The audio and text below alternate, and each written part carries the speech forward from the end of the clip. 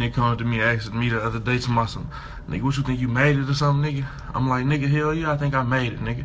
I got some big people in my corner that's teaching me how to get some legal money. That's educating me, nigga. I made it out of having to rob and sell drugs. And what kind of bag is that? It's the big one. That's all you need to know. It's the big one. The one person who believed in him when nobody else would ended up dead on the east side of Detroit, shot 8 times while she sat in a car waiting for him to come back out. And word on the street is that T. Grizzly is well aware of how and why she died, to keep a secret hidden. But before we get into what happened, you need to understand who Jobina Brown really was, because the internet has spent years turning her into a joke or a plot twist, and she was neither one of those things.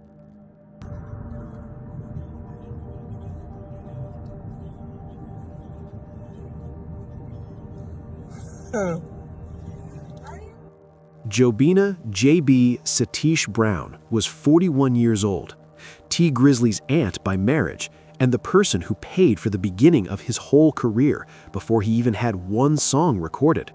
When T came home from prison in October 2016 and went around asking people in his family to loan him $250 so he could get studio time and buy a beat, almost everybody told him no.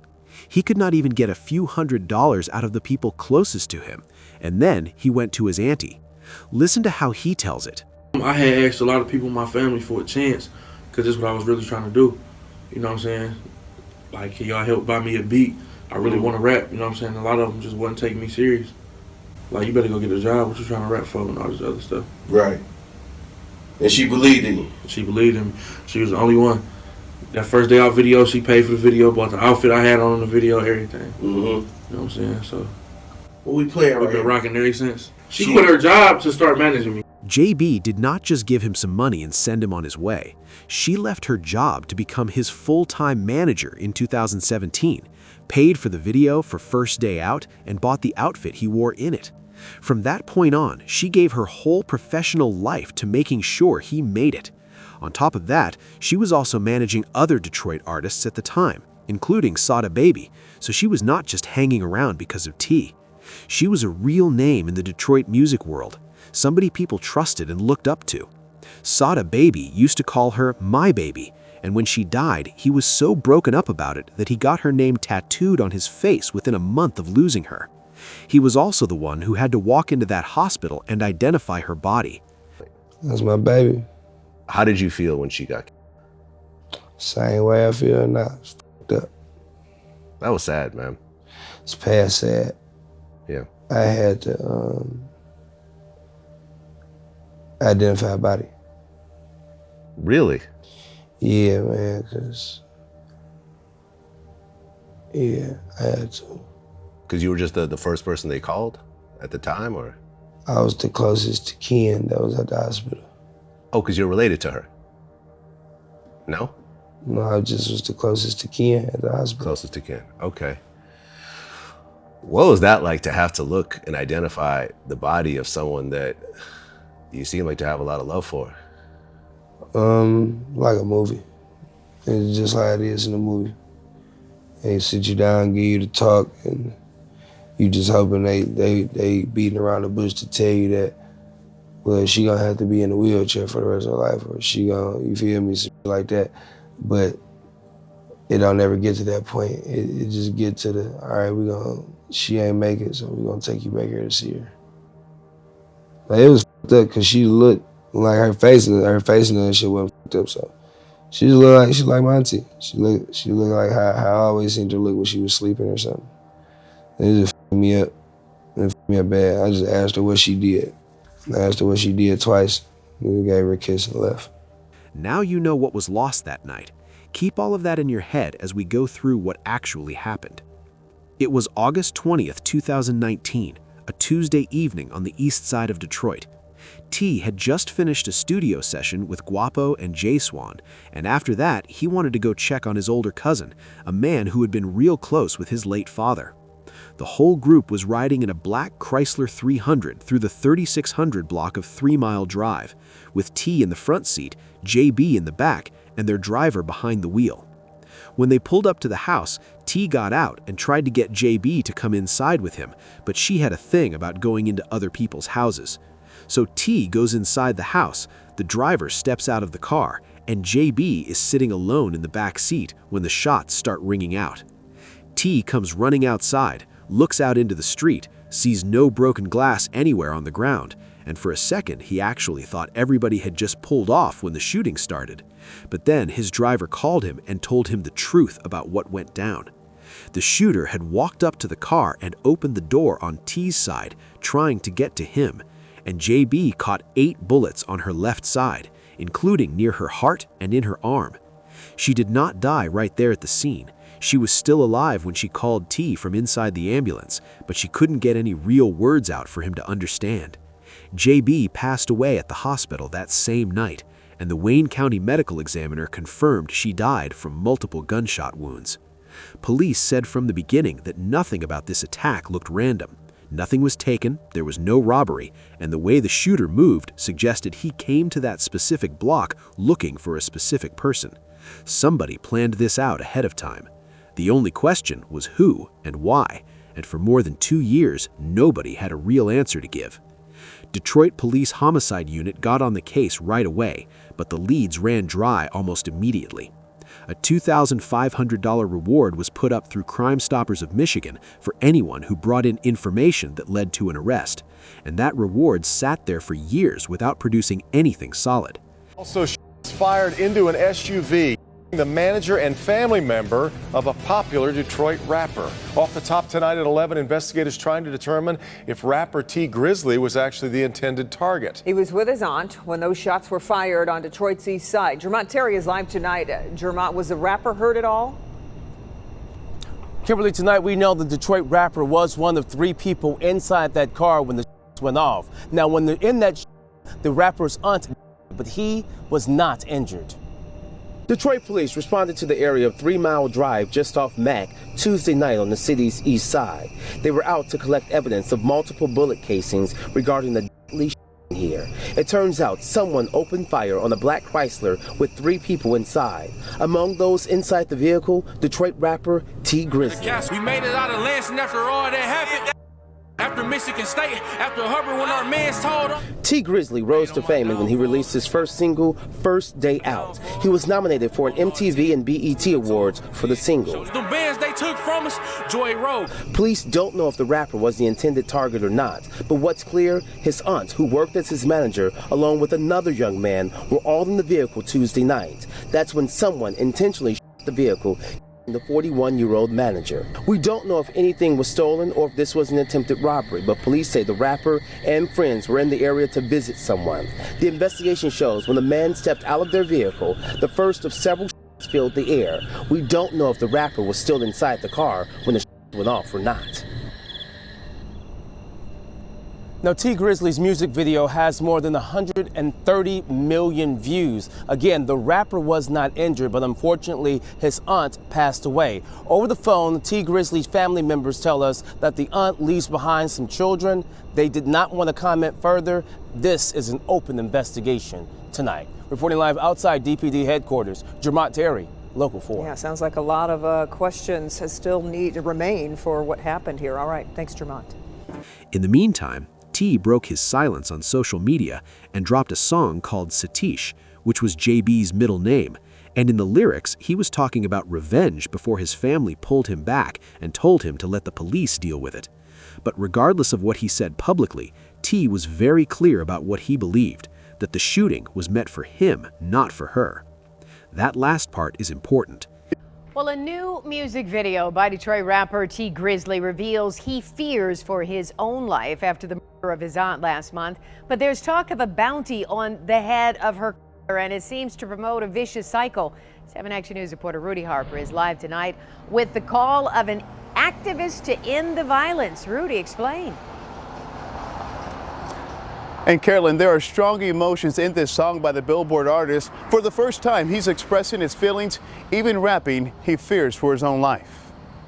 Wasn't me and still shot. What she do to you? We was just winning. Now I'm crying at your funeral. In his newly released video, Detroit artist T Grizzly shares an emotional tribute to his aunt and roadside manager who was in Detroit.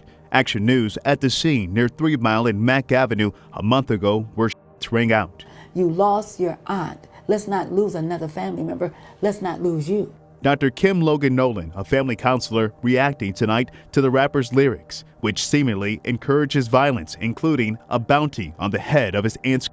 Rudy, we want to redirect the anger, redirect the pain. Dr. Logan Nolan says she's had firsthand experience de-escalating violence in the hip-hop community. I had opportunity to counsel a young rapper, and he lost a loved one through fire. And I said, what would bring honor to your loved one? Let's redirect the lyrics to something positive and productive. I got an idea of what we need to do.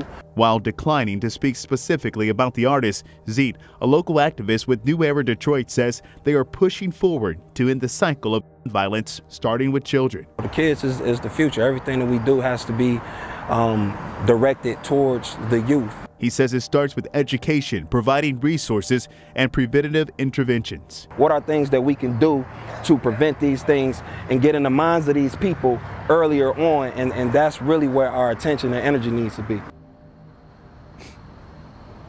You can certainly feel the heartbreak and rage in those lyrics. We reached out to T Grizzly's team, and we have not heard back tonight. A spokesperson with Detroit Police told me a short time ago that this is an active and open investigation. If you have any information, call Crime Stoppers at 1-800-SPEAK-UP. Live in Detroit, I'm Rudy Harper, 7 Action News. T said his family blamed him for what happened and that he understood exactly why they felt that way. His thinking was simple. If it had been his little brother sitting in that car instead of JB, and JB was the one to walk away without a scratch, he would have blamed her too. But as you'll see, people online took that same honesty and used it to build a whole different story. For close to 2 years, the case went nowhere.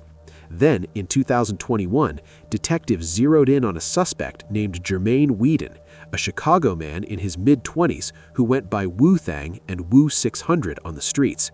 Whedon was officially charged in October 2021 with first-degree premeditated murder and multiple gun charges, and when they brought him in for his first court appearance, he stood there in silence, so the court entered a not guilty plea on his behalf. The case against him came down to 3 pieces of evidence. The first was phone data showing Whedon's device was pinging near the 3600 block of 3 Mile Drive for about 2 hours before the shooting happened. Sitting on the same block for 2 hours before somebody gets shot is not a small thing. The second was a stolen Nissan Versa that matched what witnesses described as the getaway car, and that vehicle was connected back to Whedon. The third, and the one that really mattered, was that when police arrested Whedon in Chicago in October 2019 for a separate matter, they found a .40 caliber Glock 23 on him. And when they ran it through a national gun database called NEBAN, it matched the shell casings left at the scene where JB was killed. The gun that took JB's life was sitting in Jermaine Whedon's possession just 2 months after she died. Now here's where things start getting messy, because Whedon was not a stranger to T Grizzly's world. He had grown up with Buka 600, a Chicago rapper who was not just close with T, but was actually a groomsman at T's wedding in 2023. Whedon ran with the 600 gang, and T had moved in and around that same circle through his work with Lil Durk and other Chicago artists. The fact that the man charged with killing JB had ties to people in T's inner circle was not something the internet was going to let slide quietly. JB, I love you, I miss you, but I will never forget about you. You were a queen and you were awesome. Bushman says he's been getting calls and comments on social media from people across the country, those who've gotten to know Brown and some who are fans of T Grizzly.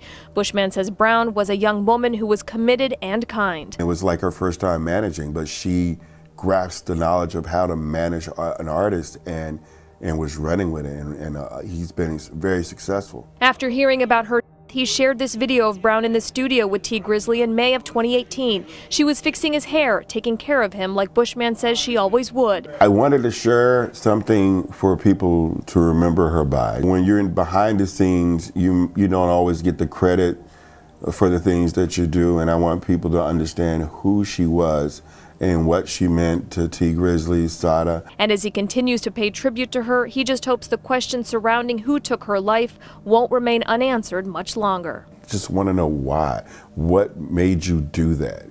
You know, what caused it? What was going on in your mind and in your life that you felt like you had to pull a gun out and pop? The trial started with jury selection on July 15, 2025 in Wayne County Circuit Court, and by July 24th, the actual case was in full swing. T. Grizzly was brought in to testify, and when prosecutors tried to ask him questions about his song lyrics, his tattoos, and his past arrests, T. used his Fifth Amendment right and refused to answer. That moment spread all over the internet, and a lot of people took it as proof that he was hiding something. But the Fifth Amendment is a legal right that any person sitting in a murder trial with their name already in the rumor mill would be told by a lawyer to use. Whedon's lawyers came in hard with their defense. They told the court that Whedon had actually been shot himself just 2 weeks before JB was killed, and that the injuries he got from that shooting made it physically impossible for him to have done this. On top of that, they also tried to throw T. Grizzly's name into the fire by suggesting in court that T. was the one who ordered the whole thing, but they did not bring any actual evidence to support that claim. It was a move by the defense to create confusion and make the jury unsure about what really happened, which is something defense lawyers do all the time when the case against their client looks strong. By late July, the 12 jurors could not agree on a verdict, and the trial ended in a hung jury, meaning Whedon walked out without being found guilty. As of November 2025, no new trial date has been set, and the case is still sitting open in Wayne County Circuit Court. J.B. Brown's family is still waiting on justice, and the Crime Stoppers reward is still out there. Now, here is where the internet picked up everything from that courtroom and ran with it to a place the facts never actually went. Almost as soon as the hung jury came in, social media pages started pushing the idea that T. Grizzly had paid somebody to kill his own aunt. The story they were selling went like this. JB was not just his aunt by marriage, she had also been in a secret relationship with him, she got pregnant with his baby, and he had her killed so nobody would find out. That version spread so fast and reached so many people that by the middle of 2025, it was showing up on major podcasts with real audiences. I just ain't the nigga that's about to go around trying to clear no shit up because it is what it is. As far as like, you know, I ain't about to be. Certain shit you can't entertain, bro, especially when it's absolutely nonsense. You see what I'm saying?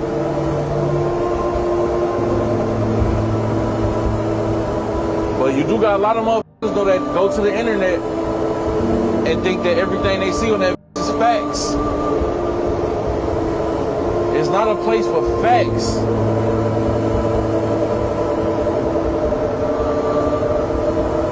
You can see some shit dead in your face, chat. That's not true. So you think you can't be fooled by the internet? The pregnancy part of that story is the easiest to deal with because it has already been proven wrong. The autopsy report came back and showed clearly that J.B. Brown was not pregnant when she died. Not a little bit pregnant, not early on. She was not pregnant at all. People who were close to JB in real life also came out and said the same thing. A person named Dogface went on camera and stated directly that she was never pregnant.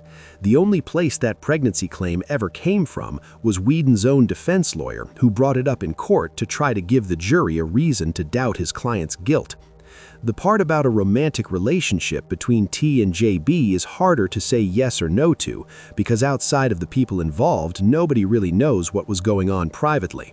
What we do know is that JB was his aunt by marriage, not by blood, so there is no family tie in the biological sense.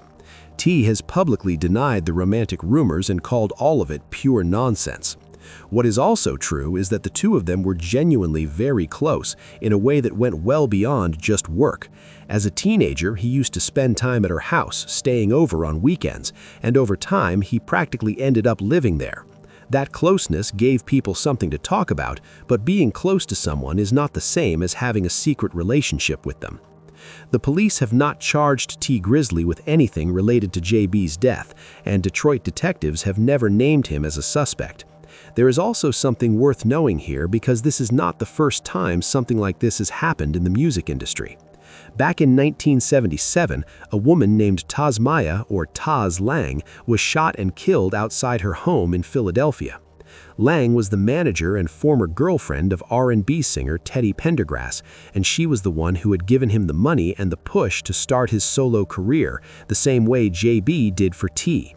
She had a contract with Pendergrass that gave her a significant share of control over his money and his music, and she had been helping build his name from scratch. Then, on April 14, 1977, she came back home from New York, where she had just finished setting up his first solo tour, and somebody shot her from about 15 feet away while she was walking up to her own front door. She died that same night. The case was never solved. For decades, people whispered that Pendergrass wanted out of the management contract and had her removed so he wouldn't have to deal with her financially anymore. Her family later took him to court over unpaid money she was owed. Pendergrass said he had nothing to do with her death until the day he died in 2010, and almost 50 years later, her murder is still officially unsolved. The similarities between her case and JB's are hard to ignore. In both situations, you have a woman who built a male artist's career from the ground up, who was deeply connected to him both professionally and personally, and who ended up dead under circumstances nobody has ever fully explained, with rumors swirling around the very person she helped make famous.